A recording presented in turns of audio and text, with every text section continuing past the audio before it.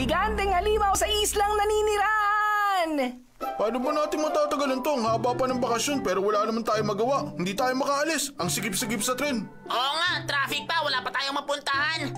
Masaya sanang mamasyal sa tabing dagat o sa bundok, pero nakakapagod yun. Kaya nandito kami dahil kailangan namin ng tulong ni Doraemon. Oo nga. Gusto sana namin padala sa kanya sa isang mainit at tahimik na isla sa timog. Masaya yun! Kaya lang, kakaalis lang ni Doraemon eh. Mamaya pa babalik. Bakit niyo ako hinahanap? Oh, nandyan ka pala! Doraemon, pwede bang pahiram ng Doko Demodor mo? Sayang, sira kasi yung gadget niyang yun ngayon eh. Ano bang sinasabi mo dyan? Wala akong gadget na sira. Maayos lahat ng gadget ko. Huh? Gusto niyong lahat pumunta sa isang isla sa timog? Sige kung ganon, tara na! Pumunta kaya tayo sa isang islang walang tao! Bakit ganyan ka makatingin sa akin?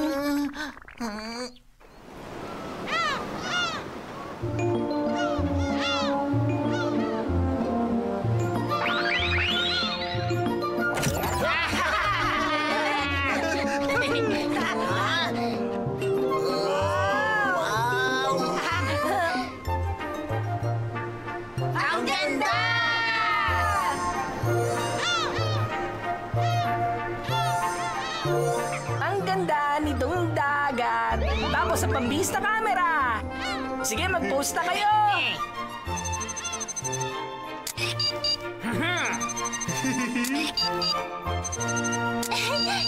Wow! Ayos na. Ikaw naman, Nobita. Hindi ko yan kailangan.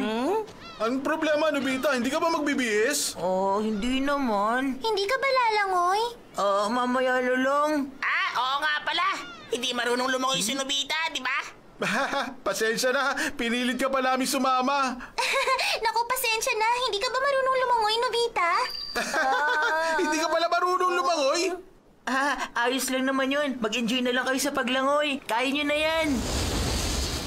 Kaya ayoko sumasama eh. Tinutokso tuloy nila akong lahat. Tapos hindi pa ako marunong mag-swimming. Nakakainis naman. Pasensya na, hindi ko naisip. Gamitin mo na lang ito. Sing-sing at card ng magbabagong anyo! Sandali lang, wag na lang pala to. Mas maganda ang isang to. Eto na yon.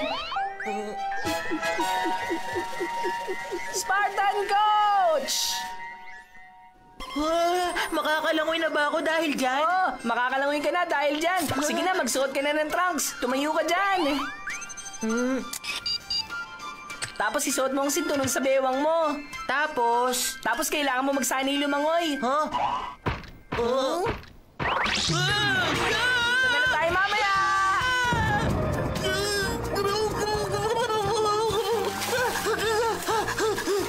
Ayos lang yan. Matututo ka na lumangoy bago ka malunod. Malulunod na ako bago pa ako matuto.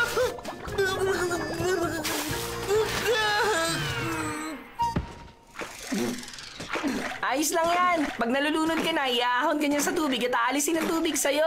Anong ayos lang? Masyadong malupit ang gadget na to. Medyo malupit siguro, pero kung hindi ka magsasanay ng ganyan, hindi ka naman matututong lumangoy ng mabilis.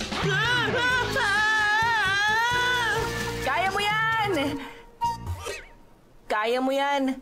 Nobita, kahit nahihirapan ka ngayon, para rin yan sa ikabubuti mo. Kuha ko na! Kuha ka na! Doraemon, nasa na si Nobita? Nagsasanay siyang lumangoy. Sa tingin nyo matututo ba kaya siya? Nagsasaya lang siya ng oras.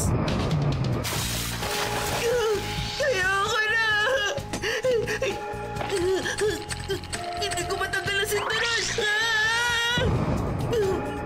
Nakakainis ka, Doraemon. Sobra na to.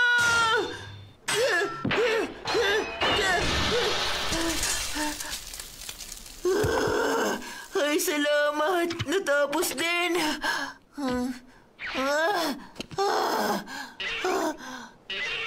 Si Doraemon talaga. Nga pala, may iba pang nilabas na gadget si Doraemon dito kanina, hindi ba? Tingnan ko nga. Ayun. Ito nga yun. Ha? Ano to? Card to na may picture ng mga hayop. Ha? May nakasulat. Pag nakapili ka na ng card, ilagay mo sa singsing ng pagbabagong anyo. Hatakin ang singsing sa katawan mo. At makokopya mo ang anyo nun. Tatagal to ng 15 minutes. Mukhang masaya yun Gusto kong subukan. Ano kayang pipiliin ko? Ito kaya? Makakalangoy ako nito.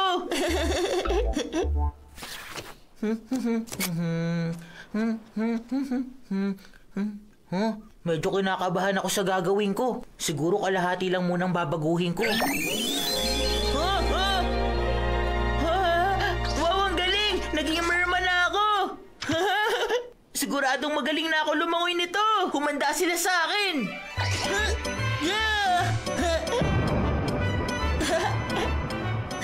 Lumalangoy na ako!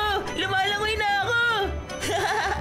Ang sarap! Ang saya-saya palang lumangoy! Ibang klase sa pakiramdam! Wow! Hindi ako magpapatalo sa inyo!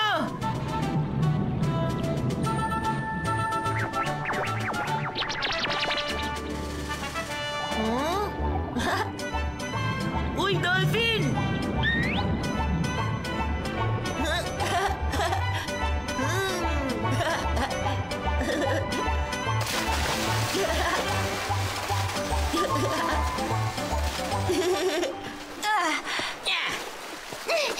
Eto sa'yo! Pasensya na, pasensya na. Iniwan niya lang ako, tapos nandito pala siya masaya naglalaro. Humanda ka sa akin. Ayos ka lang ba, Doraemon? Nakuha ko na! Si Giant kasi sobrang lakas. Masyadong malayo ang pagkakatira niya. Hindi kaya. Hindi ko nga ginalingan ng pagtira eh. Tinapi ko lang ng konti yung bola. Kaya nga, di ba ang sabi ko masyado kang malakas? Natural lang yon. Mas malaki ka kasi sa amin, Giant. Oo, tama. Kaya ka nga tinawag ng Giant eh. Oo nga eh.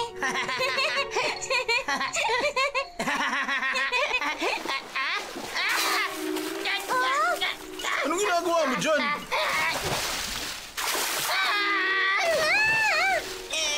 Parang may naramdaman ako humila sa shorts ko. Huh?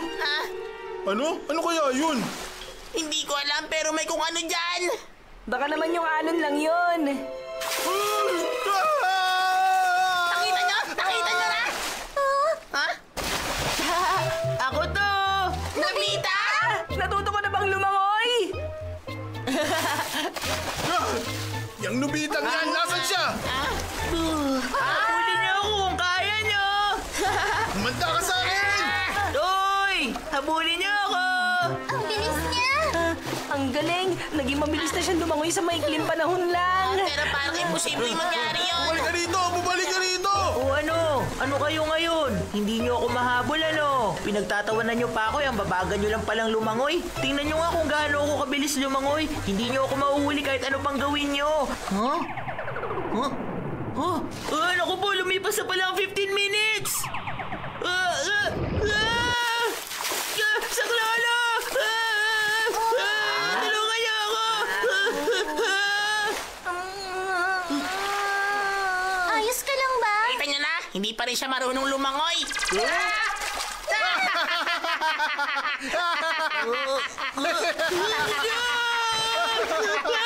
Nakahubad siya? Ginamit mo rin pala ang gadget na yon, Nobita! Ang tigas talaga ng ulo mo! Sandali lang! Nobita! Hoy!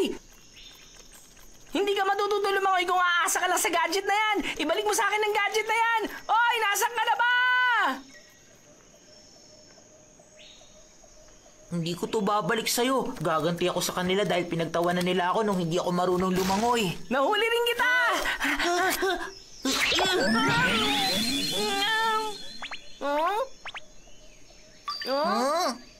Taga!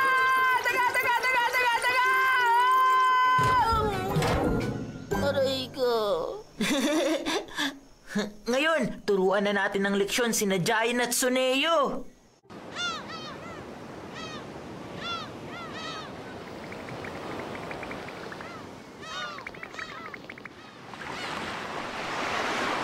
Ay, Nakakagutom talaga pagkatapos lumangoy. Dapat pala gumawa ako ng bento box kanina. Meron naman tayong Docodemodor. Umuwi muna tayo at kumuha na makakain. Wag na, dahil nasa isla naman tayo. Maghanap na lang tayo ng mga prutas at kung ano-ano. Magandang ideya. Parang survival lang. Pero baka may mga mababangis na hayop dito. Nakakatakot yun. Paano naman magkakaroon ng ganun dito? Si Suka, dito ka na lang. Kami na lang kukuha ng pagkain. Tara, maghanap na tayo. Maliit lang ang islang to. Siguradong puro ibon at daga lang ang nandito. Pero baka may ahas dyan sa tabi-tabi. Kung may ahas, hulihin natin at kainin. Oh, Ha? dito ako sa direksyon to. Sige, doon naman ako.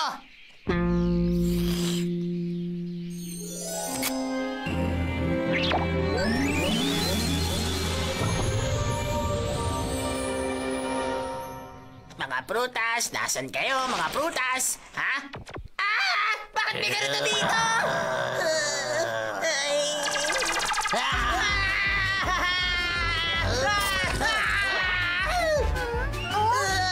May liyan doon!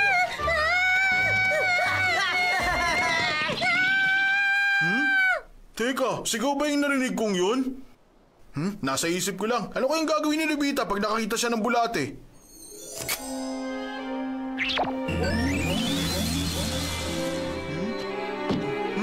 Ano ba yan? Huh?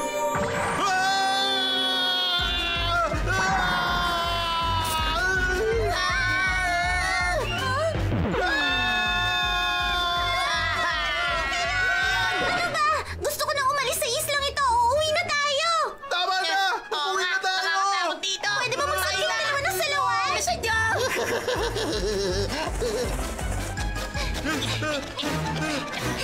Pero paano si Nobita at si Doraemon? Huwag mo na silang isipin. Hanapin muna natin ang Docodemodor bago pa tayo abutin ng mabangis na leon.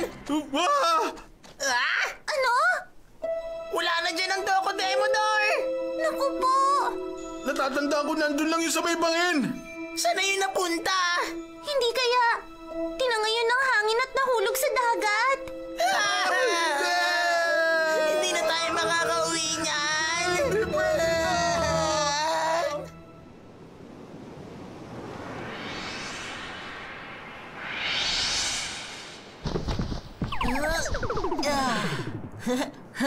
Tuturuan ko muna kayo ng leksyon.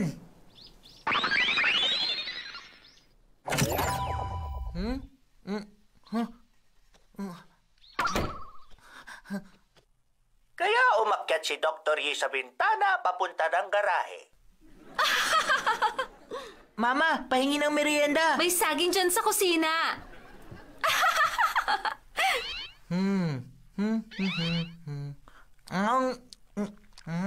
Paborito ko ang saging.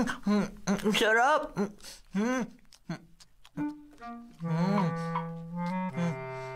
Saging?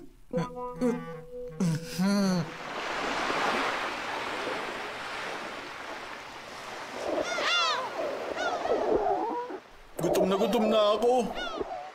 Pero, kalimutan na muna natin yung paghahanap ng pagkain. Muntik na nga tayong makain kanina. Ayos lang kaya si Doraemon at Nobita?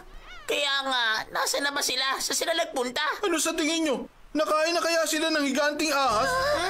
Hindi, siguro yung leon ang kumain sa kanila. Naku po. Hindi! Mas mabagal sa ating tumakbo si Nobita. Kung nakita niya ang leon o ang ahas, imposibleng walang mangyari sa kanya. Hindi siya makakatakas sa mga yon. Sigurado akong nalunok na siya ng ahas ngayon at nasa loob na siya ng madilim na tiyan nun. Unti-unting nalulunod sa mga asido sa tiyan nun. Nagsisisi siya habang nalulunod. Sabi ni Nobita sa isip niya, kung marunong lang sana ako lumangoy, hindi ako malulunod dito. Saklolo, tulungan niyo ako, makakalabas ako dito. Para awa niyo na. Nobita! Ayos ka lang ba? Kumain muna kayo. Nakakita ako ng mga ligaw na saging. Saan ka pa nagpunta? Sabihin mo, Nobita! At nasa na ba si Doraemon? Nawawala ang Docodemodor. Wala na yun sa tabi ng bangin. At may malaking ahas! Isang malaking ahas! Huwag na kayong matakot! Bakit kayo ganyan? Porque wala si Doraemon, wala na ba tayong magagawa? Mga mga wala kayong silbi. Lumalabas lang ang tunay nating potensyal pag nahaharap tayo sa panganib. Sinusubok tayo ngayon. Ipakita nyo ang tapang nyo. Huwag kayong maduwag. Kahit anong sitwasyon pa yan, magtatagumpay lang kayo kung matapang yung lalabanan ng pagsubok. Kaya maging matapang kayo para magtagumpay tayo. Shizuka, hindi kita pababayaan. Nobita, maasahan ka talaga. Akala mo naman kung sino makapagsalita itong si Nobita. Pero kung iisipin mo, nakakapagtaka magkaroon ng leon sa islang gaya nito. Hindi naman siya ganitong lugar nakatira ang mga leon. Hindi ba kayo nagtataka? Oo nga, ganun din yung higanting ahas. Ganun ba? Isa itong isla sa timog, kaya hindi nakakapagtakang magkaroon ng iba't ibang mababangis na hayop dito. Hindi, nakakapagtaka talaga. Sa Animal Encyclopedia namin sa bahay, walang binabanggit na nakatira ang mga leon sa mga isla. Oo nga, tama ka. Di ba sa mga parang nakatira ang mga leon, paano nakarating dito? Oo, at sa mga gubat naman nakatira ang malalaking ahas. Paano nagkaroon nun? Oo nga, tama ang mga sinasabi niyo. Siguro gutom na ako, kaya kung ano-ano na nakikita ko, sigurado na malikmata lang ako. Oo nga, tama ka. Namalikmata lang siguro din ako kanina. Tama nga, sigurado akong tama kayo. Oo nga, tama. Baka gutom lang kami. Oh, Nobita, saan ka pupunta? Ha? Maiwan ko na muna kayo. Maglilibot lang ako sa isla. Tuturututuro. Ay nako, naghihinala na sila. Kailangan ko silang takutin. Ano na kayang gagawin ko ngayon? Ngayon naman, maghanap tayo ng mas nakakatakot. Teka, alin kaya sa mga to? Ha? T-Rex, ito na nga! Sakto to!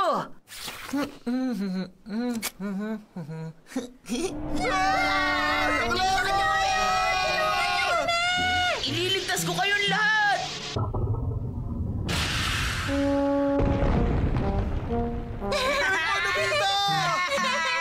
Ang galing mo, Salamat kay Nobita! Nobita, naligtas tayo!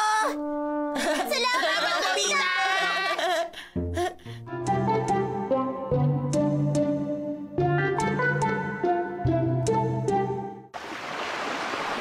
Dahil pinag-uusapan na natin ang islang walang tao, may iniisip ako magandang kwento. Oh, anong kwento? Ikwento mo sa amin.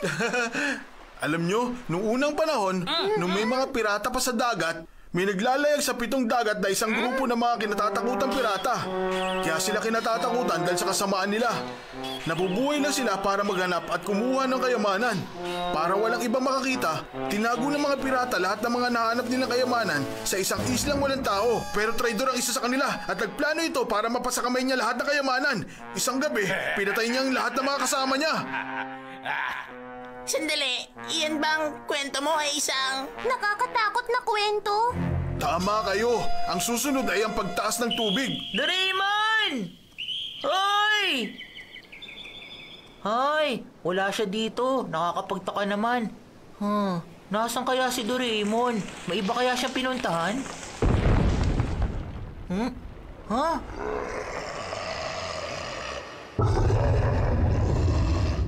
Iniisip pa rin ng napatay na kapitan ng barko ang kayamanan niya.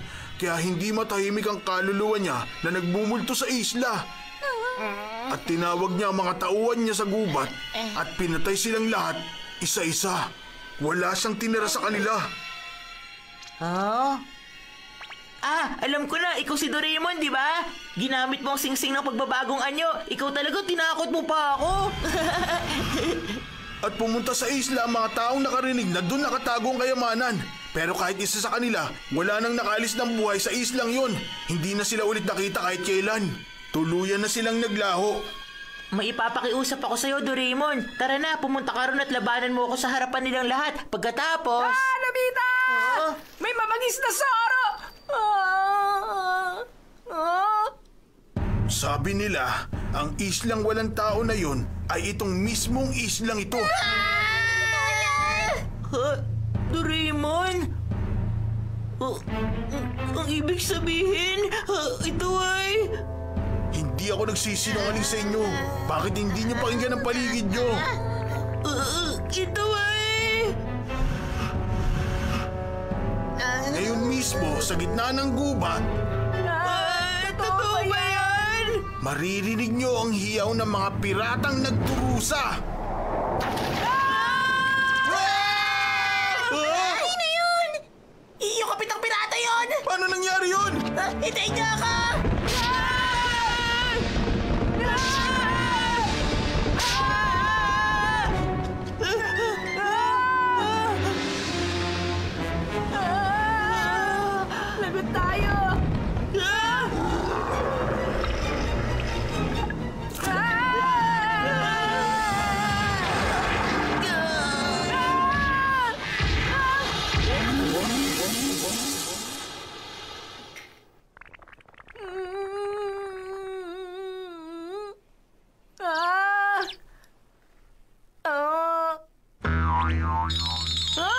Butiki lang pala.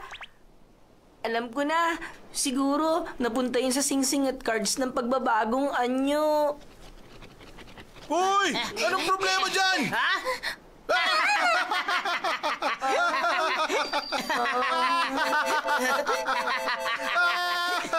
Tingnan mo si Nobita. Hinimatay siya dahil doon sa maliit na butiki.